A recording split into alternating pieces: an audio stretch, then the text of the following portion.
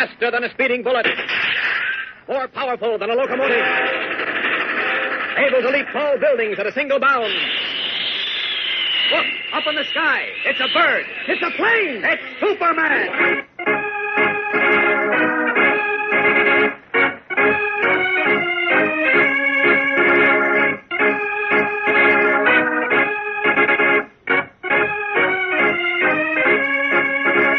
Yes, it's Superman, strange visitor from the planet Krypton, who came to Earth with amazing physical powers far beyond those of mortal men, and who, disguised as Clark Kent, mild-mannered reporter for a great metropolitan newspaper, wages a never-ending battle for truth and justice.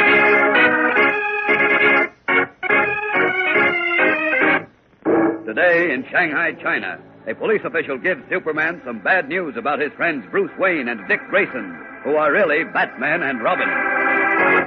We have been able to account for Mr. Wayne and Grayson's movements last night, Superman. Oh, fine. Where did they go, sir? They left Shanghai on Roger Kilfern's plane. On Kilfern's plane? Yes. And I am sorry to say there is good reason to believe that no one will ever see them again.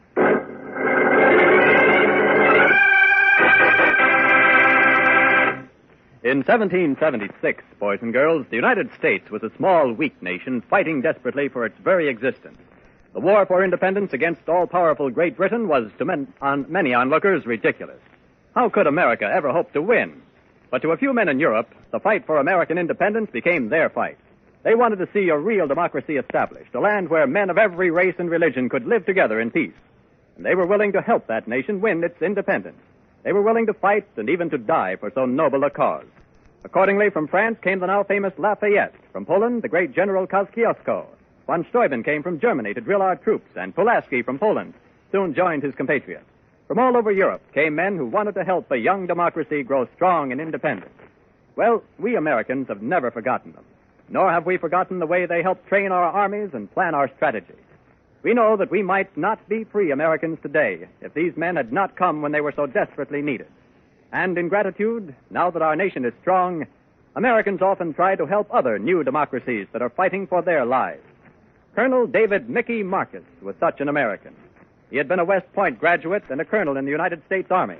And last January, this famous fighter went to the new nation of Israel to help it join the ranks of democratic nations. At the end of this program, we'll tell you the thrilling story of Colonel Mickey Marcus in the land of Israel.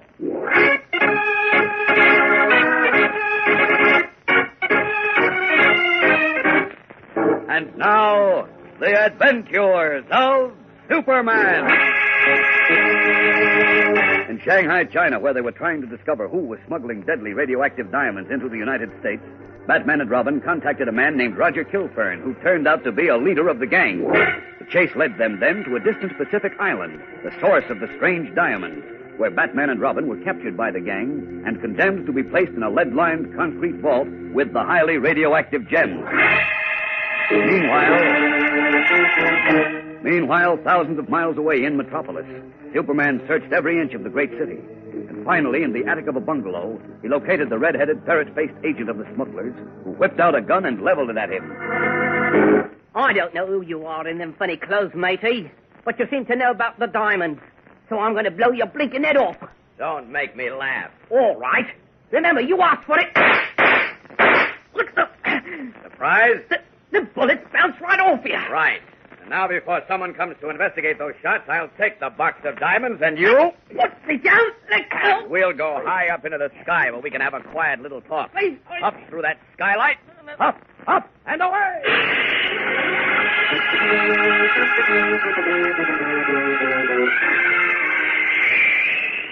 Well, nice view of the city from up here, isn't it? Don't drop me, Mr. Whoever you are. I won't if you'll talk and talk fast. Where do those radioactive diamonds come from? I don't know. It's a long way down to Earth. Want to get down alone? No, don't drop me. Then talk. Where do those diamonds come from? Well, all I know is they come from some island. An island? What island? I don't know. That's all Mr. Kilfern told me, so help me. Does this Kilfern operate in Shanghai? Aye, that's right. Now, My please. hunch about that clue I found on the count was right. What's your name? Limehouse, they call me. But listen, I didn't do nothing wrong, mister. Honest. Quiet. Now there any other radioactive diamonds in the country apart from the ones in this box? Not yet, there ain't. But Mr. Kilfern is going to send lots more in. Oh, he is, eh? Yes. You see, I told you all I know, mister. I'm cooperating, I am. Now take me down and let me go. That's a good chap. Are you kidding? I'm taking you to police headquarters. No, Then no. I'm going to join Batman and Robin in Shanghai and pick up Mr. Kilfern. I don't... Away!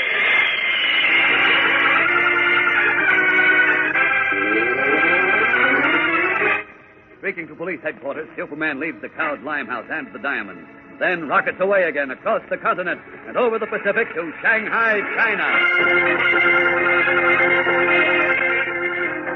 A short time later, having resumed his disguise of reporter Clark Kent, Superman, frowning worriedly, is closeted with Commissioner Lee of the Shanghai Police.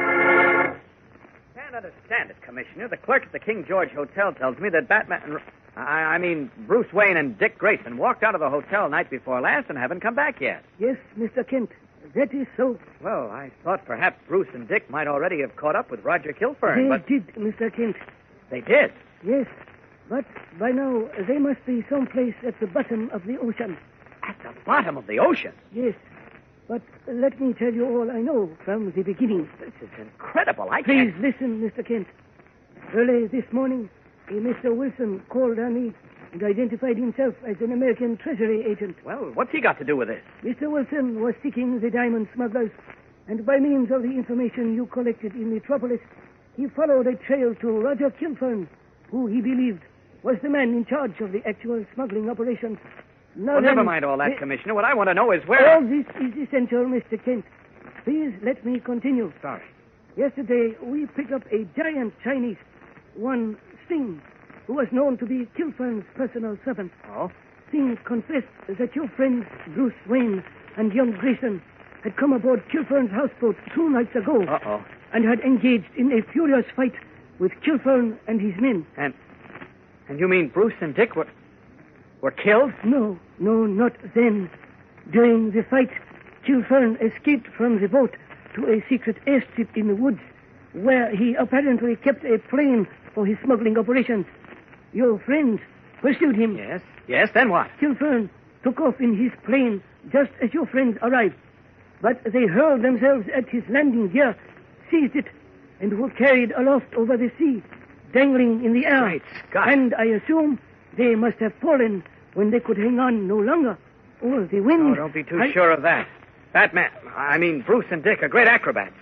They may have lashed themselves to the landing gear, and they may have ridden it out. Possible, Mr. Kent, but highly improbable. Oh, you don't know those two. But where did Kilfern fly them? That's what I've got to know. That I cannot tell you. What? I have no idea. Wait a minute. Kilfern knew Bruce and Dick were onto his operation. So the chances are he made for the island where the radioactive diamonds come from. What island is that? Oh, if only I knew. Look, Commissioner, you say you caught a couple of Kilfern's gang. Maybe they know where the island is. No, Mr. Kent. They know nothing of any island, nor of where the diamonds come from. No? You may take my word for that. I grilled them myself. Oh, then where do we go from here? Bruce and Dick must be in danger, and with Kilfern flown the coop, I don't even know where to start to look. I wish I could aid you. One moment. What? The Treasury man, Mr. Wilson. Yes? He said he had an idea of where the diamonds come from. He did? Where is he? At the King George Hotel, where your friends were. Oh, then he's the man I want to see, and fast. Thanks, Commissioner. I'll check with you later. And the Treasury agent tells Superman the location of the fabulous island. We'll be back in a moment to find out, so keep listening.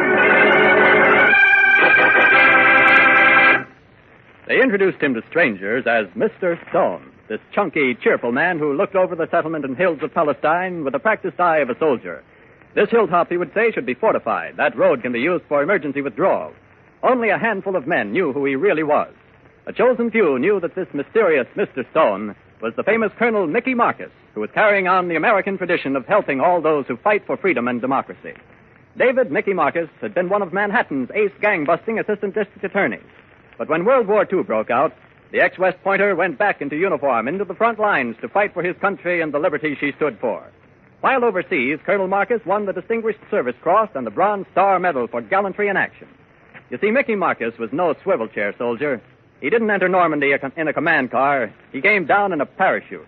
When the war ended, Marcus came home. But he didn't stay there very long, for the government of Israel asked him to help them defend their new nation against possible Arab attack. He answered this call and was made supreme commander of the forces defending Jerusalem. Nicky Marcus proved indispensable to the Israeli forces, until 2 weeks ago, when up in the hills of Palestine, an Arab bullet killed him. Now the citizens of the United States mourn him as do the citizens of Israel. Last week, he was buried at West Point with full military honors, as befitted a man who had helped repay America's debt to the courageous men from many lands who came to our aid back in 1776.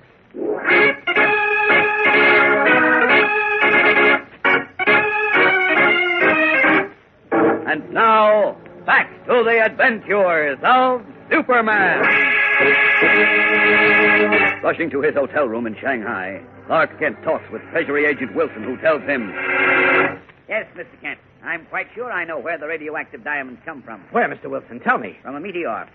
A meteor? Right. From a meteor which fell to Earth not too long ago, considering the high amount of radioactivity which is still present in the diamond. Wait a minute.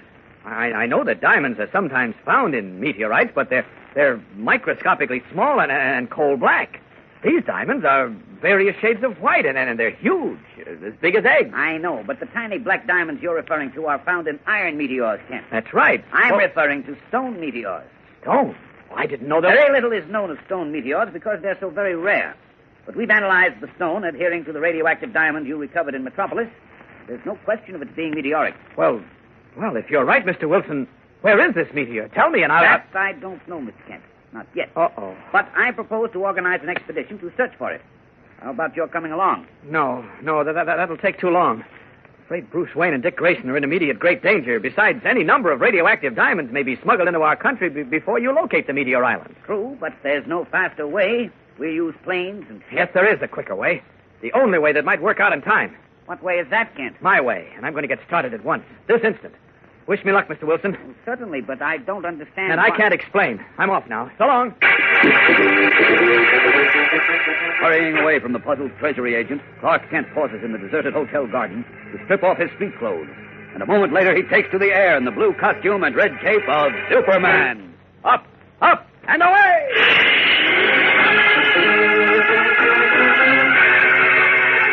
Rocketing up into the China sky, the Man of Steel flashes out over the vast ocean to begin his search for the fabulous island of radioactive diamonds.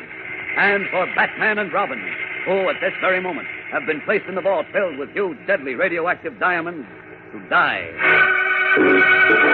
And even Superman, with his great powers, discover the tiny island in time to save the lives of Batman and Robin.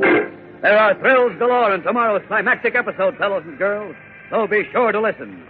Tune in, same time, same station, for Chapter 17 of The Secret of Meteor Island on The Adventures of Superman.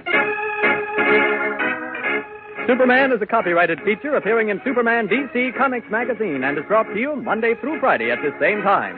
Watch for the Superman Adventure serial, soon to be shown at your local movie theater. This program came from New York. Stay tuned to your mutual station for Adventure Parade, which follows in just a moment. And right after Adventure Parade, you'll hear Tom Mix and his Ralston Straight Shooters. This is the Mutual Broadcasting System.